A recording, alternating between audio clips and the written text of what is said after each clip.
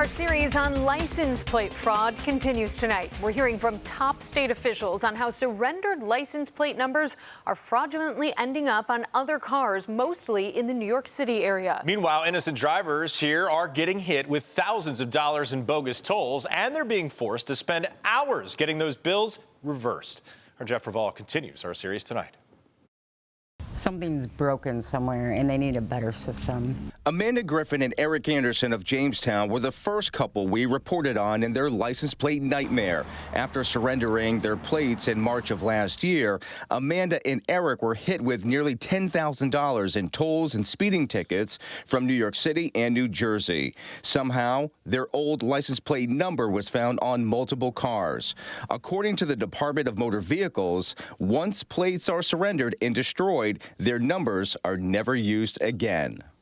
How does that get destroyed and then several months later end up in New York City and New Jersey? Nobody wants to answer the questions. They just say it happens. These things happen.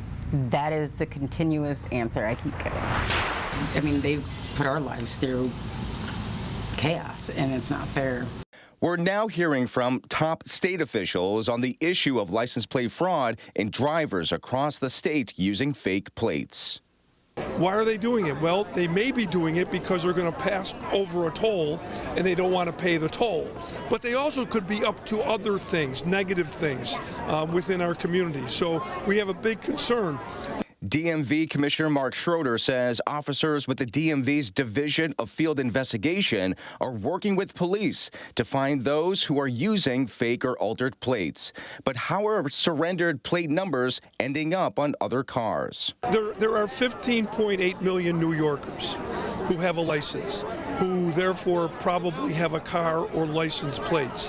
And so the number is very minuscule in terms of that happening, but it's something that we're aware of, and it's something that we always want to figure out a way to do better going forward. In a statement, the DMV says, quote, it takes claims of fraud very seriously, and the department is actively investigating the concerns that have been raised in Jamestown and Chautauqua County.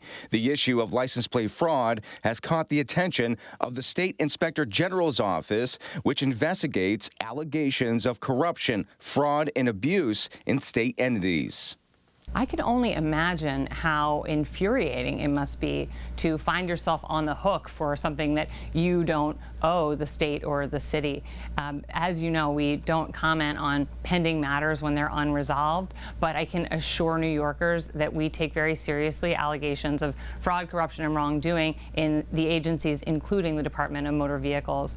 The Inspector General encourages people who may be victims of license plate fraud or other issues involving state agencies to contact them. We want to hear from anyone who is concerned about whether or not government is operating properly, and it absolutely rankles me to think about systems failing New Yorkers, whether it is one individual system or a lack of communication and responsiveness amongst multiple systems, which is often the case. We have contact information on how you can best reach the Inspector General's office in this story on our website. As for the situation impacting Eric Anderson and Amanda Griffin, Call for Action was able to get $500 in tolls and fees dismissed for them. A judgment against Eric was reversed, and 13 other summonses were dismissed. Now, since our first report, Eric and Amanda say they haven't been getting any more bogus toll bills. Jeff Raval, News 4.